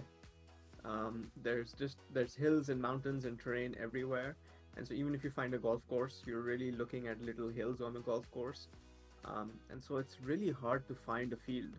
Like, if you're flying in these densely populated places, and like, I don't know, I would be very scared of like trying to find a field to land in Southern California. Yeah. By the coast. Water might be a much better option to put it down on. Or like right at the beach, like that area, rather than trying to put it down, I think, because there are no fields. Yeah, no, I mean, a beach would definitely be my first choice. Water? Yeah. Oh, hell no. You know what happens to water? Do you know what happens to airplanes with gear when they try to land in the water? No. They flip over. Really? Yeah, they flip forward. Because the gear catches. Remember, water's not compressible, right? So when when you hit that water doing 80, and a lot of people, their seatbelts aren't tough enough, so they end up in the ceiling, cracking their skull open, breaking their neck. Like, a lot of people don't survive it. Even seaplanes that land in the water with their gear down. Like, I just talked to somebody. He did a gear down landing in the water in his Sea Ray, it's a small little seaplane. All he remembers is what it felt like was getting punched in the face and then waking up with water up to his neck. Avoid water. Water is not. I know Sully made it look so easy when he put the Airbus in the water. He made it look so easy. We all should go try. No. But no. If you are not in a seaplane, do not aim for the water. If you have retractable gear, you might do a little bit better. But again, you've still got the prop that's going to start cutting up through the water. It's going to catch. Again, you're very likely going to end up on your nose. So a beach in California would definitely be my first bet if I needed somewhere to land. Just don't hit the sea lions. I've heard they're big. Or people. The beaches are crowded with people. Yeah. And probably a bunch of people napping too, so they wouldn't even notice. Awesome. Now let's get into some sky vector. All right, can you tell me what your route might be for your cross country? Just airport from and to. I don't necessarily need the whole. Sure. So it's from KSNA, which is John Wayne, KSNA to Henderson, Nevada. What's that one? KHND? I think it's HND. I can look it up. That's it. Yep. I've been there before. I got caught in some pretty bad downdrafts coming back from there one time in a Cessna 172, and I was at VY full power and still descending at like 800 feet per minute. Wow, that's scary. Yeah, it wasn't great. I was with a student and everything, and like I'm looking at the student, I'm like, I don't know about this, man. Like, it's you want to call your mom real quick? We made it though, because I'm here. All right. So can you see what I'm looking at? Yep. Awesome. All right. So this is where we're taking off from. What airspace are you in? You should probably know this by now. Yep, we're in Charlie airspace. Now, why is this airport purple and your airport blue? So that's towered and untowered. All right, towered and Non-towered. untowered. Awesome. Um, Yeah, what's the word? Is it untowered or non-towered? uncontrolled Uncontrolled. would be the way that I would explain it. Now, what runways? Well, you know what? That's not really fair because that's your home airport.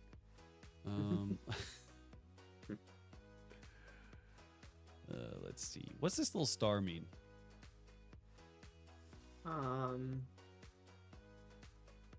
It's the beacon. So there's a rotating beacon. There's a beacon available at this field. Awesome.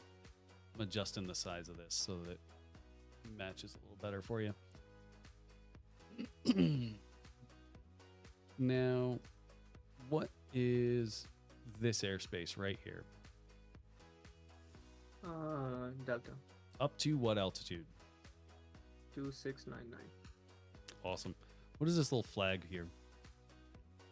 It's like a visual checkpoint. So if you're landing at that airport, they'll usually be like, hey, they expect you to kind of, if you're VFR, kind of know the checkpoints around an airport. Yep. And ATC knows where they are. Okay. Yeah. That's the big deal. Because, like, if you go to Arizona, you know, around the Phoenix Sky Harbor area, there's a lot of, like, known waypoints when you start talking to people. You're like, oh yeah, that's the witch's hat, that's the gap, but they're not labeled on any sectional because ATC doesn't know what they are. So if you're like, hey ATC, I need vectors, I'm over near the witch's hat, they'd be like, the what? Okay. Yep. The fact that they have flags is, you know, ATC knows about them. Okay. What is this?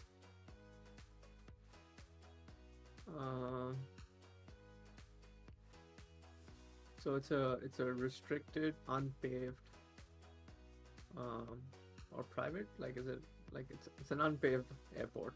This is just closed airport. It's Okay, got an X closed on it. airport. It's a closed airport, but it's still identifiable from the air as an airport. So it prevents you from landing on it, right? Because you're like, you look down and be like, that looks like an airport. And then you look at your sectional and like, oh, actually, that's closed. Okay, they didn't dig up all the runways and whatnot. It's just a closed airport. Right? What's this? Acrobatic activity. Awesome. So if I'm flying on this side of the airport, am I pretty much going to be clear of that, or does it not matter? Let's see. So. Yep. I'm gonna be clear of that. Yeah. So the when you see these, that's the side of the airport that they should be on. Okay. Got it. What's this little star next to this L mean? So it's lighted. So L stands for lighting, like night lights for the airport, and the star is usually like there's some special like requirements. Maybe you need to like turn on the lights with your kind of radio. It's pilot controlled lighting. That's what it means. Just means it's pilot controlled, right? Is there any runways at this airport that aren't left traffic? Yeah, so that RP means right pattern. So 26 would be right pattern. All right. And what's the longest runway? Or how long is the longest runway at this field? 4,500 feet. Awesome. All right. And what is this? This VR 1257, VR 1217. These Victor arrows. So V8, these ones are Victor Air Rays. These ones. Well, at least the military kind of like airways. Military training routes. Yeah. Yep, military training routes. Can I use? So these are visual training routes. That's why it's V. If they were instrument, it'd be an I. So can I use these? Like, they're visual routes. If we look along them, there's a lot of visual waypoints that make it real easy to navigate by. Can I use them? I wouldn't. No, you definitely should not, because, again, military aircraft, they're not too worried about speed, right? What's this? I know this. This is a dried lake bed. Sometimes water is, it's a dry lake bed. Sometimes water. Given it's California, it seems like it's always not water. They might as well. They might as well just take them away, because I don't think they're ever going to get any more water. As sad as that is. So if I am right here over these towers, right? Sure. What radial am I on from the Hector VOR? So here's the towers. Here's the VOR. Just sure. a So you're good estimate. Like 230 roughly. Yep, about 230. 232, yeah. All right. Now, if I wanted to track to this VOR, what would I put in my CDI? So you just do the inverse of that. So you do 232 minus 180, and that's your. Awesome. Or in your Cirrus, you just twist it till it lines up with your airplane, right? Yeah. No, technology is a beautiful thing. It is. I absolutely love it. I've had to do ILSs to minimums in a 6-pack with swinging needles and no no HSI. It is an entirely different animal. Okay. I think the new Cirruses don't even have a compass anymore. They've actually removed the compass. How do they get away with that? The heading indicator is accurate enough where they've gotten permission to remove the compass. So there's no more like compass deviation card. There's not a physical compass in the plane. See, because that's hilarious. Because like the Airbus has a compass, and like it's you could almost think of the Airbus as like the Cirrus of the airliner world. And it's funny because it's like tucked up into the. You actually have to pull it down to see it. Like so many people even forget that there's one in there. But that is kind of a big deal. What is this right here? This purple with the lines pointing in. It's a MOA, military operations area. All right. Do you need a clearance to enter this? No. No. What about this restricted area? Can you go in here? Nope. Can I get a clearance? Probably not. But you're crazy. But there's an option, right? I could ask. You can ask.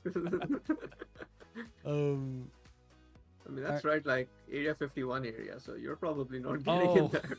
I didn't realize that was Area 51. I was just like, I'm just guessing, but it's like that Nevada, like test zone area. Yeah. Oh, I was just like, oh yeah. What is it? All right, what's this? Have you seen this? These are, I actually flew over it. It's quite cool. So it's like a solar farm, but like there's a lot of glare coming off the solar panels. So this one's not a solar farm in that context, all right? So don't overfly this ever again because it's really dangerous. What this actually is, I'll find a picture of it. All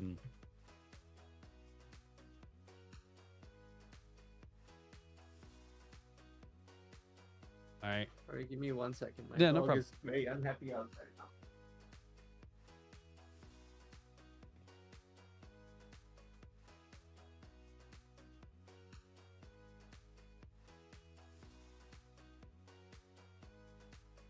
Here's the other one. All right. So this is what those were. All right. And what is going on here is these aren't solar panels. These are mirrors. All right. So what they're doing is they're reflecting the sun up here, and it's heating up this like molten salt core. And the salt is melting and then boiling water and spinning a turbine and whatnot. I don't know why it's salt, but either way, these are not solar panels. And if you end up in the wrong area or like one of these mirrors, because you can see a couple of them aren't lined up appropriately. All right. And one of these mirrors starts pointing at your airplane, you're very likely going to blind yourself. Or if you end up in kind of the concentration area, you could overheat your airplane, and given that yours is composite, you start overheating the surfaces of a composite airplane. What happens? Delamination. Yeah. All right. So, fly next to it. Sure, have fun. Don't overfly these. Is this the one next to Jean Airport? I'm trying to think if this is the specific one I flew over. This is the one. Yeah, this was the one actually. Yeah. Yeah. So. Yeah, try not to do that anymore. Okay. And again, a cloudy day, it's probably not a big deal. Bright sunny day, I'd be a little concerned about overheating the laminations on an airplane, of a composite airplane. What is this right here? It's a wildlife area. You gotta stay or recommended 2,000 feet AGL above it. Awesome. Awesome. What kind of equipment do I need to operate out of this airport? Okay, so let's see. So this would be, so you're not in the class Bravo. So starting from ground 0 to, is it 700 or 1200 in this case? Would be class G. What is that red dotted line? Oh, it's an isogonic line. Oh, okay. So I mean, you are in the Mod C kind of whale of Vegas's, and so you need the ADSB out and a Mod C transponder. Awesome. Awesome. Right. Just because you're not in the Bravo, you still need those pieces of equipment because of the Mode C veil. It's also within the lateral boundaries of Bravo. So if the Bravo juts outside of the Mode C veil, it very rarely happens. But just because you're outside of the Mode C veil doesn't mean you don't need the equipment. You still need it if you are within the lateral boundaries of Bravo. All right. I actually flew into that airport. It's a cool, cute little airport. Oh, Gene? Yeah. It Oh. was my first really hardcore crosswind pattern work. Woo! That was intense. What was the crosswind? So I think it was 15, and I was with an instructor. And even more than landing, just like maintaining the pattern was really hard because I kept getting blown off, like the turn to base or the turn to final. They were like some of the worst turns I'd ever made. Because there's two runways at Gene, and I would literally get blown on the other runway. Now it's a non-towered airport; it was empty, but I was like so embarrassed. I was like, "Wow." Yeah, I mean, that's what training is for, right? Don't ever be embarrassed about fucking something up in training. I start every lesson with every student. Doesn't matter if it's an airline student or a private pilot student. I start it all with "Let's go fuck something up." Okay, because if we did it all perfectly, we didn't learn anything. Yeah. Right. And I realized the reason I started doing that is because I had a student. They made it from 0 to private pilot in 30 days. Every lesson was perfect. I never had to correct anything. 0 to private pilot in 30 days, even check ride complete. They went on to instrument and they were lost. Right? Asking them to start they had a perfect rote level of knowledge, but given that they never experienced anything wrong, they never made any mistakes, they never got to apply anything, right? So never be embarrassed about getting something wrong, doing something wrong, making mistakes in flight training. That's the whole point of training.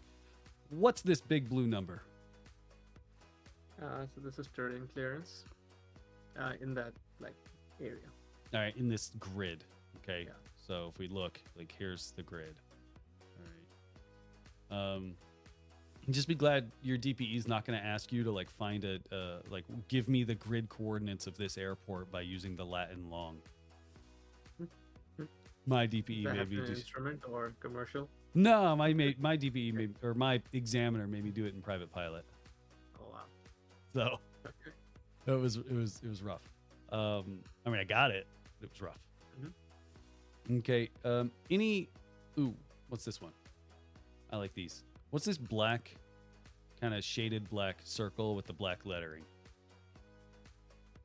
Ooh, I haven't seen that before. I mean, usually the black box is like the radar area, right? Yep. So is that the same, just in a circle here? Yeah, it's a TERSA, right? It's a terrain. It's a traffic radar service area. Oh, you mean the box around Palm? Okay. Yeah. Or so the circle around Palm Springs. Yeah, the circle around Palm Springs with the black and the black, right? Got it.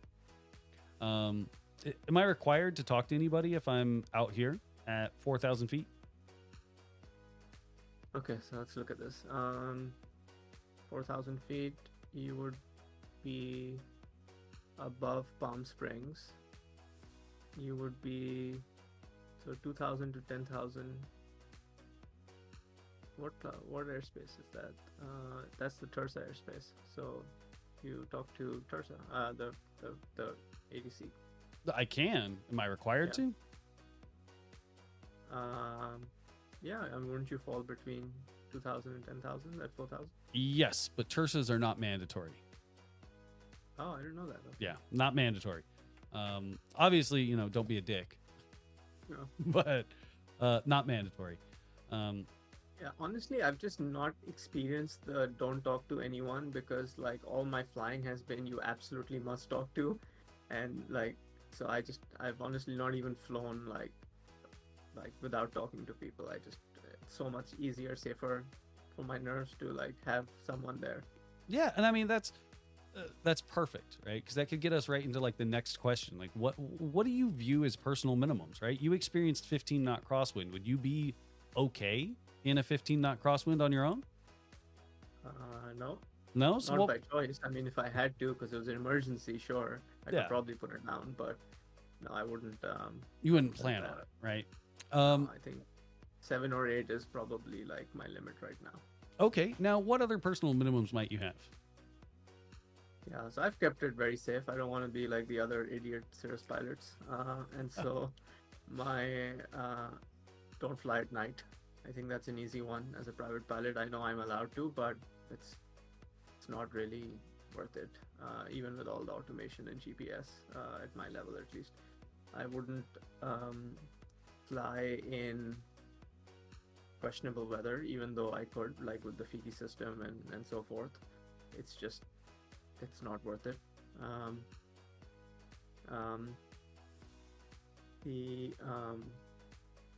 What else do I have it written down somewhere? Oh, that's awesome that you've got them written down. Yeah, as part of my like checkride binder prep, I wrote them down. Yeah, I think another kind of unusual one that I do is I don't like, if I'm trying to go to, like, let's say tomorrow I'm going to go to Palo Alto and it's like the first time I'm going into Northern California airspace. Like my personal minimum is I'm never going to do it alone for the first time. And so if I'm going to like a new area, I'm just going to like go with a CFI for the first time, or maybe even 2 times, just to learn the space, the visual checkpoints, like all the stuff that they say, yo, go here, do this. And I'm like, what? Yeah. Yeah, and I mean that. To be honest, that's not bad. When I try not to go on long journeys alone, even if it's not necessarily a pilot. Like when I brought my airplane home, I brought it from Kansas to Green Bay. It was in 9 hours of flying. I brought my buddy Mo with me. We deployed together, so I knew if we did crash, he at least knows how to put on a tourniquet. Right? But not flying at night, I don't fly at night single engine. So that's not even that big of a deal, right? I've had people like, let's go fly. No, I'm good. Like, I'm done. Yeah, especially with these pistons, right? Like, you don't really want to fly a piston at night.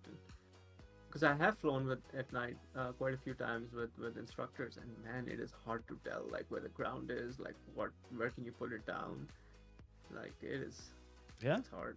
Yeah, I mean, I've made it back to the pattern as nightfall happened once, and I'm like, ooh, this has been a while. Like I don't really like this. And I mean, I went around. It was my personal airplane. A couple 100 hours in my personal airplane, and I went around once or twice just to make sure.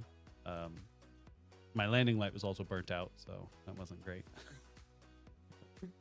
It's a seaplane. Every time I put it in the water, the damn landing light burns out. So I just stopped replacing it. All right, let's get into a little bit of weather, and then we'll call it a day on this one. Let me just pull up. What website should I go to for weather? Aviation weather. I'll walk you through what I've done. I've actually called the guys a few times. They're so happy that someone called, because apparently no one calls. Nobody calls anymore. I still do. Yeah. They have their website too, where you can get the electronic briefing. You can file a flight plan. I've done that a few times. Or for flight.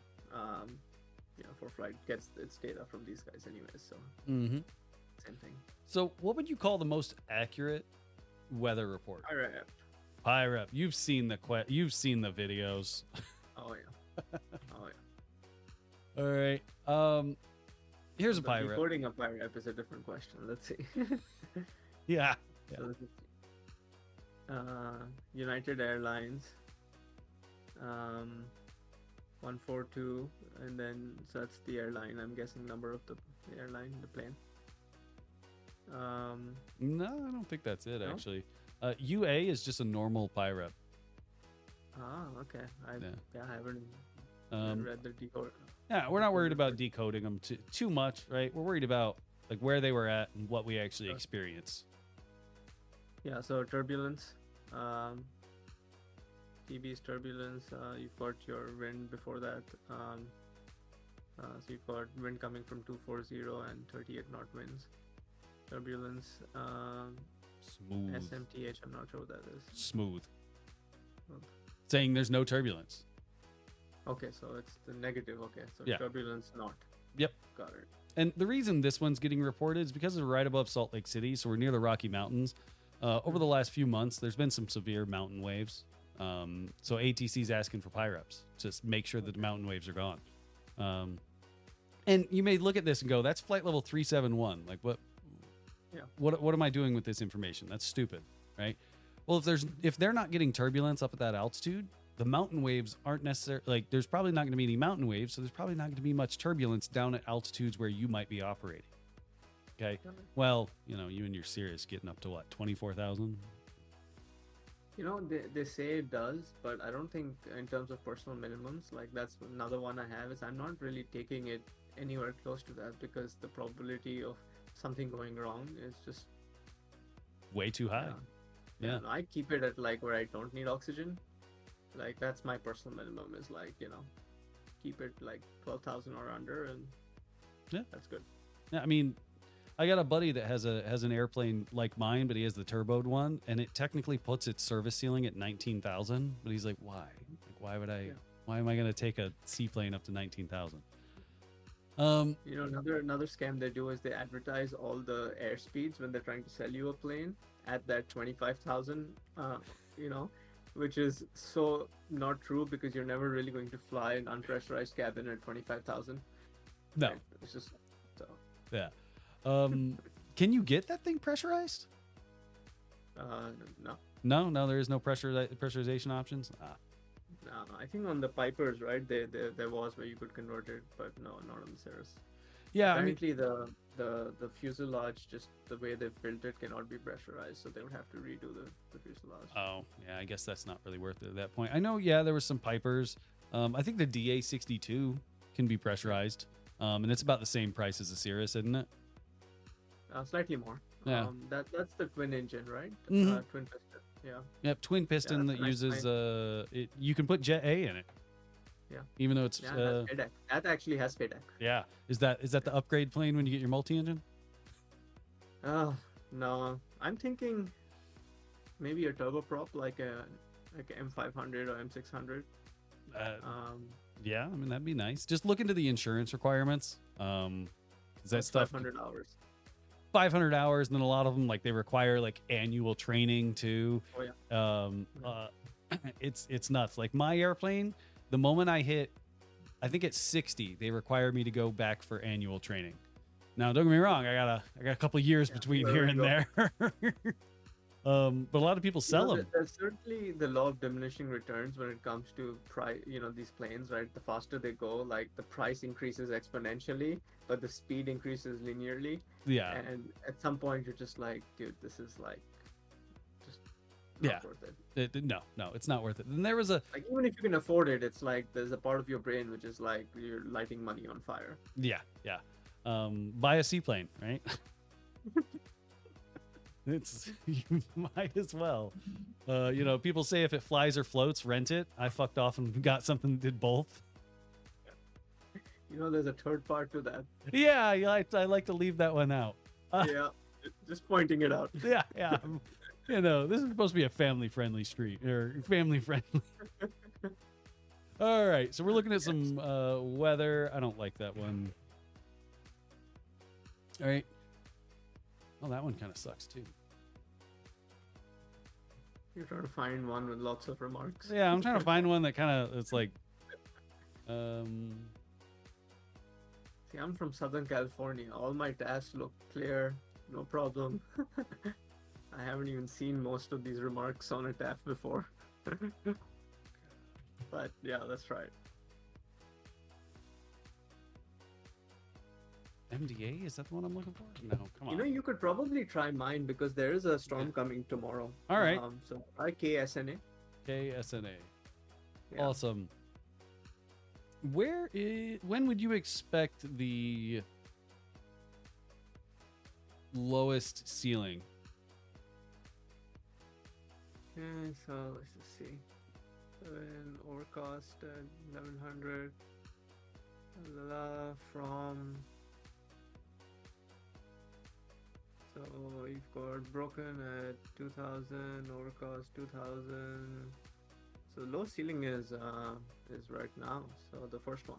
Awesome. Trying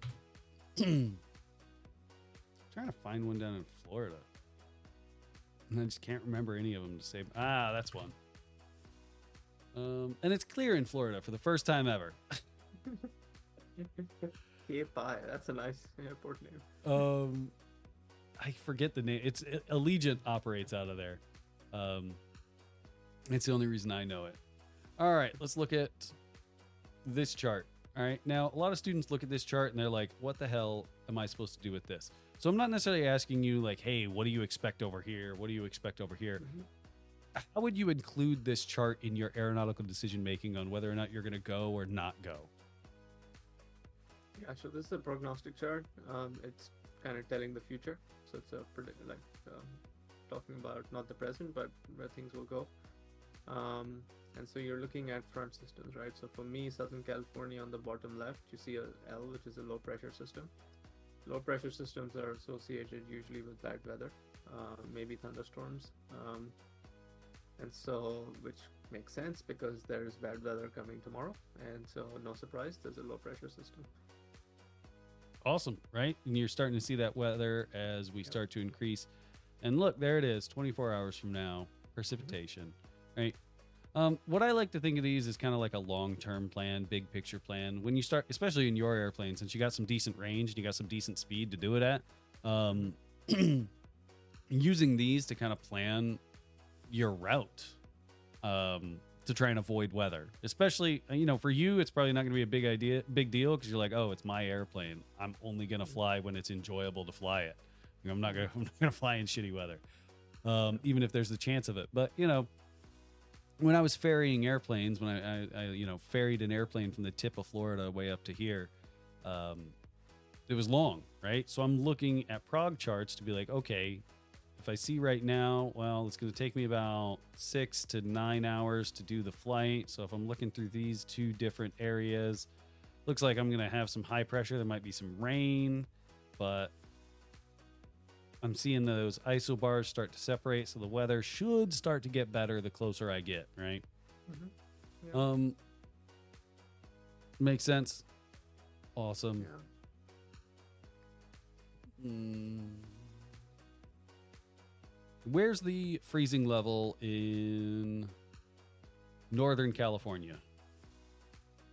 In this one, the one to the right. The one on the right. Yep. So ceiling, 1,000 to 3,000 feet. Freezing level. Freezing level. So above mean sea level, freezing at sea level. So the line says, I think I can read it. It's 080 and 040. Yep, we got 080 on this line. So what would that? So 8,000 feet. 8,000 feet, right? And in your airplane, that's not really a big deal. At 8,000 feet, turn on the Fiki. Yeah, or just go to 9,000. Or just go above it, right? Not 9,000, stay under 8,000, or turn on Fiki. Yep. Awesome. Now, let's go back. When it came to the boxed items on the emergency checklist, I'd really try to have those box items memorized verbatim, right? I know when I did stage checks for UND, I had a little printout that I would give students, and all it had was V speeds and emergencies. And I'd just be like, fill this out. That was the start of the check ride, right? It wasn't even any. We'd go through the whole script that I went through at the beginning, and then I'd hand them that worksheet and come back in 30 minutes, right? If they couldn't come up with at least 80% of them, we were starting to have conversations on whether or not the check ride was going to continue. Okay, so having those things down verbatim is really important. You had a solid understanding of all of your systems, though, which is great, especially on such a complex aircraft. You know, I've had students have much less of an understanding of their systems. You know, in a Cessna 172 from the 70s, you know, it was a 50, 60 page POH. You know, when you've got an over 300 page POH, and you've got a solid understanding of your systems. So really good on that one. Your V speeds, they were a little weak on the top end, but you don't spend much time up there at the top end, so they're not right there in front of you every day. And again, you know, you've got such a fancy set of avionics. I promise the airplane's going to yell at you if you try to exceed those limitations. So I was pretty happy with those. Airworthiness, you were solid on what documents you need, what inspections you need. Wasn't too bad. You kind of lapsed on the TCDS and the STCs when it came to looking for like broken items and whether or not the aircraft's still airworthy. Because remember, it's not just your Cirrus. It's, you know, you could go buy a Mooney or a Bonanza or what have you. And those things are a lot older, so they're going to have, you know, more ADs. They're going to have more STCs that might be applied to it, right? Your privileges and limitations, you were pretty solid on. Special VFR, there was a little misunderstanding on it. You know, it's where am I getting special VFR? I'm getting special VFR to leave an airport, not necessarily getting special VFR to go into an airport, right? Because landing in shitty conditions is a whole lot worse than taking off in shitty conditions, right? A whole lot less to risk associated with going up as opposed to going down, okay? Weather was pretty good. Aerodynamics, pretty solid. Navigation, you know, reading your charts was pretty good. There's a few things that, you know, I brought out that was a little, you were like, oh, I got no idea. I'd have to look that up. But that's the expectation. You're not expected to know everything on the chart. And the fact that you didn't just guess at it was great, right? You were like, hey, I need to look that up. I can't come up with a guess. Because DPEs recognize that the student that's going to guess and come up with bullshit answers is the same student that's going to put their airplane or put themselves in dangerous situations because they're guessing on whether or not it's safe. Okay, so somebody who's willing to look stuff up, great. Aeromedical stuff, your hypoxia is a little weak, but you do have that fun little card to kind of back yourself up. It's great. Hazardous attitudes was just fine. You've got personal minimums, and that's awesome to hear. You know, a Cirrus pilot with written, solid personal minimums that like you're going to abide by. And when it comes to, you know, deviating from your personal minimums, build a mitigation strategy associated with it, right? So if you say, hey, maybe I can do more than 7 knot crosswinds now, why? What have you done since when you set it and now to give you the idea that you can do more? Have you gotten more training? Have you gotten more experience with crosswinds? Have you put yourself in or have you ended up in situations that exceeded that limitation accidentally and you did fine, right? You know, when I think my instructor put a 5 knot crosswind limitation in for an endorsement for my cross countries and my solos and stuff. I found the limit of my airplane. It's 27 knots. 27 knot crosswind is the limit. Okay. Now, is that demonstrated, or is that like that is it? The airplane could not maintain lateral control anymore at 27 knots. That was not demonstrated. I think demonstrated in mine is like 12. But what I'm getting at is that little private pilot Adrian had no business doing what I was doing that day. But, you know, also thousands of hours of difference, multiple different airplanes flown, right? So just keep that in mind. What have you done, right? Now, do you have any questions for me?